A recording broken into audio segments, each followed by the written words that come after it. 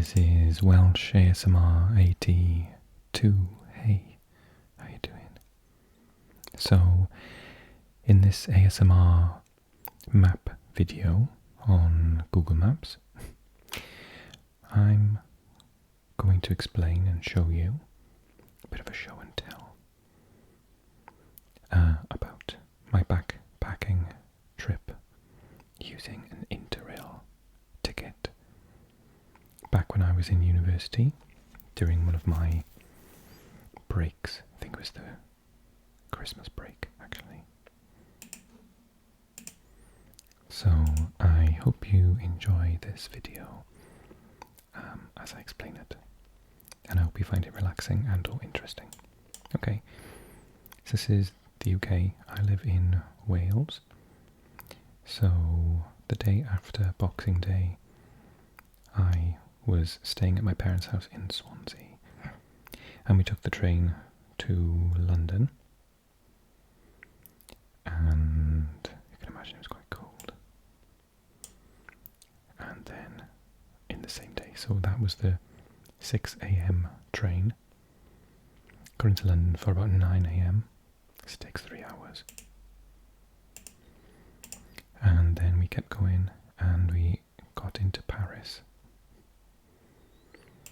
We went over through the tunnel by train, and then went down to Paris, but we didn't actually stop in Paris, weirdly, because we decided that we were going to take our first stop in Madrid. So we got the train in Paris. I don't even remember what time it was. Maybe, so I say 9 AM. Maybe we got the train about 10 AM, made it into Paris a couple of hours later. It's quite a long way, so I don't know, what would it have been? Sometime in the afternoon. We took the train and it went all night, and we got to Madrid in the morning of the 25th, 26th, 27th. We started at the 28th of January, and we were then in Madrid. Spent a couple of days there. It's the first time, it's bizarre, being a Spanish speaker, and I was in university studying Spanish, but I'd never been to a Spanish speaking country before. So it was amazing for me personally to be in Madrid, in Spain. So spent a couple of days there, then we took the train to Barcelona, which was lovely because we spent New Year's Eve in Barcelona. And we spent it on the port. In fact, I can probably show you.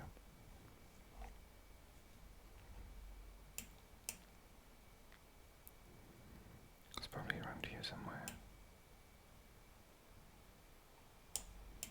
One of these ports.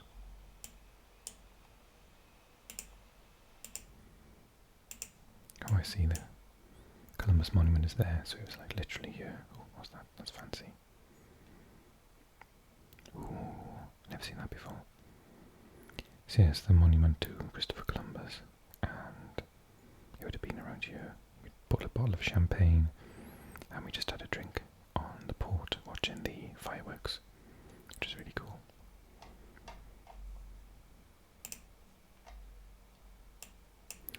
And with not too bad a sore head. So on the first we needed to get to Rome. So this would have been, I think, the 1st of January 2002.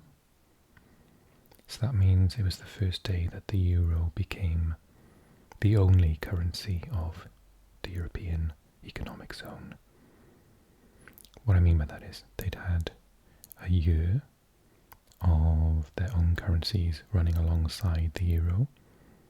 So while we were in Spain, we were using euros because we were like, oh, this is an amazing idea. We go into all these countries and we just have one currency for them all. That's amazing.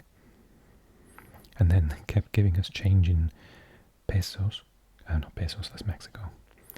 pesetas, and we were like, no, we want euros, please, because we're going to Italy in like tomorrow. And people had calculators at the till, and they didn't really know how much it all cost when we were paying in euros. It was like they weren't prepared at all in Spain. By the time we got to Italy, it was absolute chaos. Anyway, so Barcelona, we went to Nice. Where's Nice? There you are. In France. We had to change trains late at night, like 11 p.m. And it was chaos because I got to my seat and my friend and my friend was from Arizona, and she was spending the year in Swansea University as part of her university course, and the whole point was that she was supposed to have this trip with her friend, but her friend cancelled, didn't fly over from the States at the last minute. And I said, oh, I'll come, because I hadn't really travelled, hadn't had the opportunity to travel before. So I really wanted to. And, you know, it was my first year of university, and I was like, I'm free, I can travel, yay. So I was like, yeah, okay, let's do it. So we bought tickets in advance, I think when we were in Barcelona, to Rome, and we reserved seats. And we got on the train, and there were these people in our seats, and I said to them politely, oh, sorry, you're in our seats. And they said, oh no, you can sit anywhere you want to. And it was chaos. Everyone stood up, and there was a lot of arguing, and I was like, what's going on? And so I said to them, no, you know, I reserved a seat, I paid extra, so can you let me in my seat, please? And basically, after a really long argument, because they were Argentinian, and I was just like arguing with them in English and Spanish, and they were like, oh, there's this girl over there, and she said that seats don't count anymore. And so I looked over, and she was sat in this guy's seat, and I was chatting to him, and he was Italian, and he was trying to tell me in Italian, I didn't speak Italian at the time, that she basically wouldn't move, and he was like a grown man, and she was a sort of 18-year-old girl from Argentina, I think, and she basically just told everyone on the train they could sit where they wanted to because she wanted to have a seat. It was just utterly bizarre. So nuts. All these people just arguing. You can imagine Spanish, French, Argentinian, Italian, just arguing constantly. It was hysterical. So it was 11 o'clock at night. I just wanted to sit down and go to sleep. After a day of travelling, after, you know, the night before with the champagne. So I got off the train and I went back and I said I didn't really speak French at the time either. In my worst French, I said to the guy, I was like, there are no seats on the train. I have a reservation and someone is in my seat and refuses to move. Can you help, please? It's ridiculous. So I don't know if I can take all the credit, but basically there was a delay and then they added an extra carriage onto the train, and basically someone came on and shouted at everyone and told them to get out of our seats. So then we sat and fell asleep, and we ended up in Rome the next morning after a good old argument, where arguments continued, really. My memory of Rome is of absolutely stunning architecture. I mean, we went to the Colosseum, and this is the Fontana di Trevi, yeah, the Trevi Fountain. Where did we go? Where's the Colosseo? I'm just going to find it myself. So we went to the Colosseum. Obviously, I like this new feature, that's cool. One of the most stunning buildings. And we went in and we had a tour and everything. It was amazing. Absolutely inspiring. And then, just next to that, is the Roman Forum. It is like unbelievable. That's in the middle of a city centre, like a capital city. You've got all this area. It's just unbelievable. So beautiful.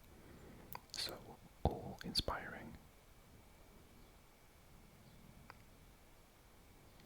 I just took a walk through there on a cold December day. It wasn't too cold, to be fair, in Rome. It was quite nice weather. Blue skies, a little bit chilly.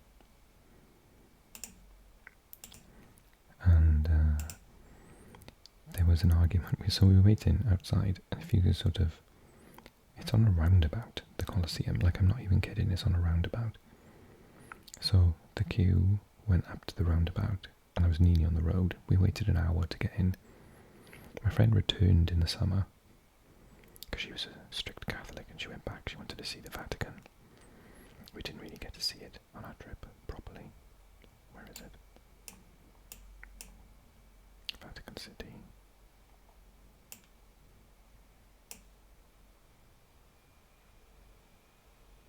What was that? Stadio Flaminio. Stadio Olimpico. Oh. And, yeah, what's to look for there? I thought it'd be a little bit more obvious.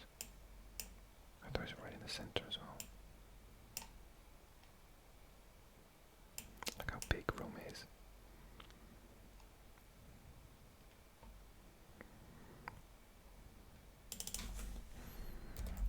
Vatican City.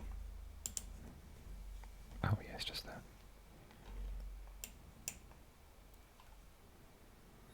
So, I mean, obviously, absolutely amazing. So just walked in there, it was just about to close, and just had a little wander around. So she wanted to go back to see it in the summer herself. Anyway, we stood outside the Colosseum, and there was this little thing serving drinks and crisps.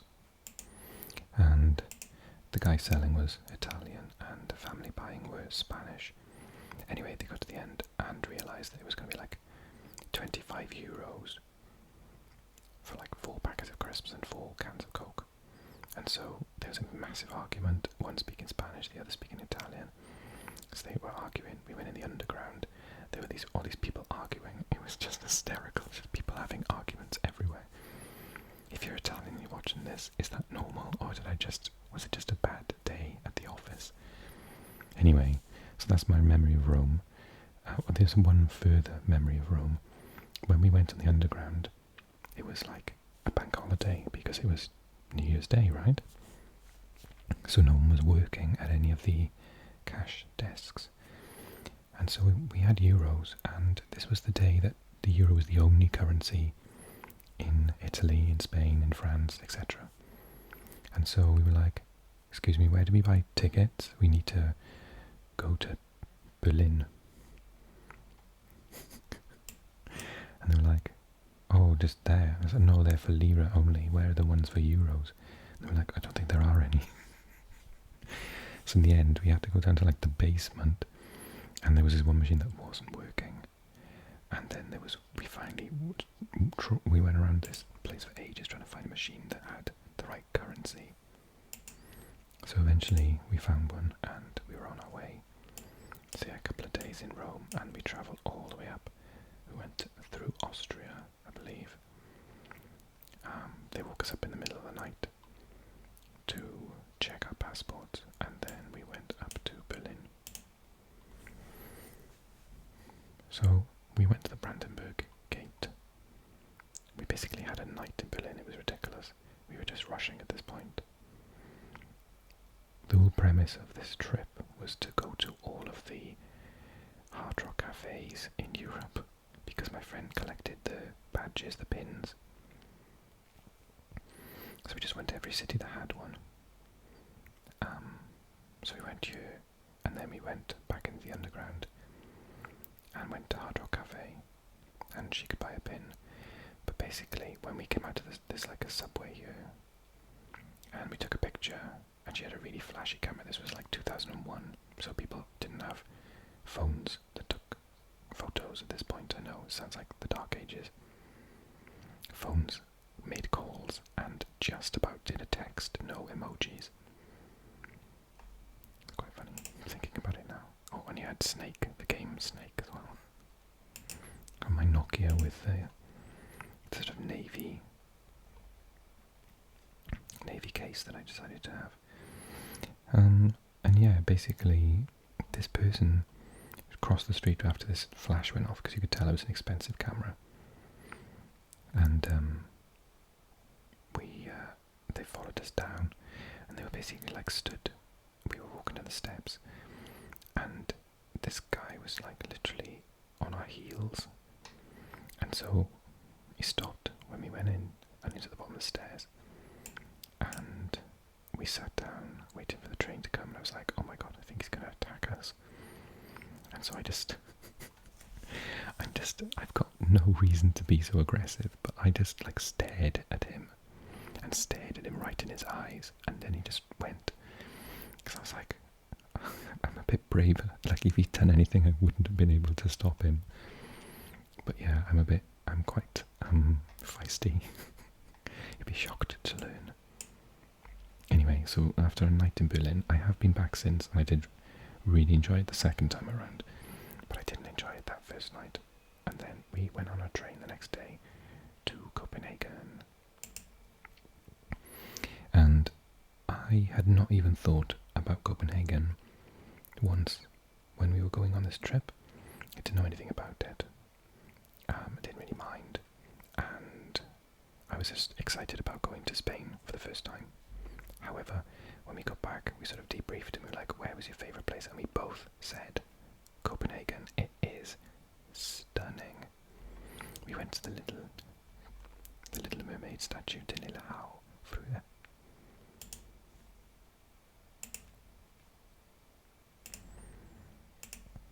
And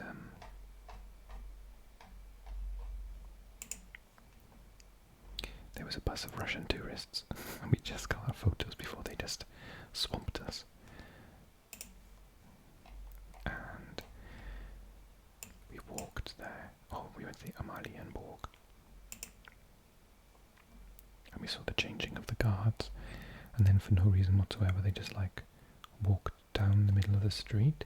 And we just followed them, and there were all these people on their front doors like clapping. It was just like amazing. It's such a strange capital city. It's so like intimate, and everyone's so friendly. And everyone speaks amazing English as well. Yeah, we just fell in love. It was very expensive, but we just fell in love with it. It was amazing. So the next day we were supposed to go to Stockholm. So we got on the train, and in the pitch black we crossed basically the sea. So the Öresundbron is literally in the sea, and it goes from Denmark to Sweden. It's an absolute stunning piece of man-made technology. At this point it goes under the water, I think. So the day broke, because obviously we're in like January in Scandinavia, so it was quite dark, and then you could see what was going on, and I was like, oh my god, we are in the middle of the water. Like, there is nothing else here but water. It is so scary. And then first thing in the morning, freezing cold, we ended up in Malmö. And we basically we were at the train station, and we called at this point a hostel, a youth hostel in Stockholm. So we were about to buy tickets to go the long journey. It's like several hours up to Stockholm, you can imagine. It's like 5-6 hours. And maybe it's quicker now, but at the time it was. And obviously, like the depths of winter, freezing cold, snow on the ground everywhere. And there were about 3 youth hostels, and they were all full. They told us that there's no space. So as much as we wanted to go to Stockholm and go to the Hard Rock Cafe, it was like, I'm not travelling 12 hours to go to the Hard Rock Cafe. So we were like, well, we absolutely adore Copenhagen, so let's go back and spend an extra day there. So we went back and spent an extra day in Copenhagen. So then the plan was to go to Amsterdam. So we went to Amsterdam. I hated it, I'll be honest with you. My friend, a really, really good friend of mine, is from Amsterdam. And he was like, oh, you didn't go to the right bits. Which is fair. But also, I said that my friend was a devout Catholic.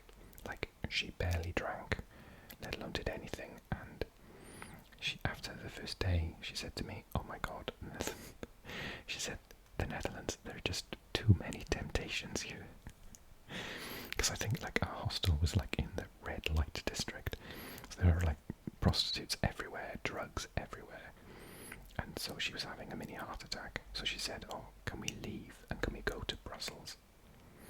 So I was like, yeah, okay, extra country on the trip. There was no Hard Rock Cafe in Brussels at the time. So we left Amsterdam after a day and went to Brussels. And Brussels is, I think even Belgian people will say, is compared to Amsterdam quite calm. And it's really nice actually. And we had waffles and fries, you know, proper chips. So I really like Brussels. It's lovely. And we were able to catch the Eurostar from there and go back to London. And from London we took the normal train back to Swansea. So in 2 weeks I did all of that. It's my lovely Swansea. Bet there aren't any too early video things for Swansea, are there? No, unfortunately not. So yeah, that's the story of my 2-week backpacking trip around Europe using an Interrail ticket. And you still had to, I think the reason we were buying so many train tickets is because you had to buy them, but you still had like a massive discount or they were totally free or whatever. You just had to get the reservation sorted, I think. But I just very curiously looked at prices a couple of years ago and they have gone up so expensive. They are just insane. As a student you would never afford them now. But I swear to God I did that entire trip on about £100. 100, 150 maximum because I was poor as a student. And we just stayed in the cheapest hostels, except the place in Madrid. We stayed in this place and it was like a palace. And it was something like £70 a night. And then we were like, okay, we gotta stay in some absolute dives now for the rest of the time. But to be fair, we didn't have to. Everywhere was quite nice. The one in Barcelona wasn't. Someone got their camera stolen. But we met some New Zealanders and they were lovely. And on the train between Rome and Berlin, we stayed in a cabin overnight with someone from South Korea, which was lovely. My first meeting with someone from the lovely South Korea. And then I think we stayed with some Australians in Denmark. So yeah, we met lots of lovely people on the way. But yeah, that was my little trip. If you've done something similar, let me know. And I'll talk more about my holidays and journeys in future videos to let you in on all my travels. I'd love to hear about yours too. If you're new to the channel, click subscribe, click like if you enjoyed the video and drop me a comment, and I'll leave a similar video in the middle for you now. Otherwise, have a lovely rest. See you soon. Bye bye bye bye.